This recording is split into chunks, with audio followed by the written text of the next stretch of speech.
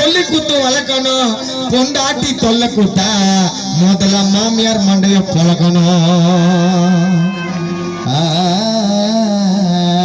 நண்பர்களே, கல்யாணம் பண்ணும் போது தாலி கட்டும் போது 3 முடிச்சு போடுறாங்க. எதுக்கு தெரியுமா? தெளிவா சொல்லமா தெளிவா? எவ்வளவு கஷ்டப்படுறாங்க பத்தியா? நான் பண்றது கல்யாணம் பண்ணிட்டோமே 3 முடிச்சு போட்டதுக்கு காரணம் சொல்றேன் கேட்டுக்கோ. 3 முடிச்சு போட்டதுக்கு காரணம் சொல்றேன் கேட்டுக்கோ. காரணம் தெரியாதுங்க, கானா மைக்கல தவிர யாருக்கும்.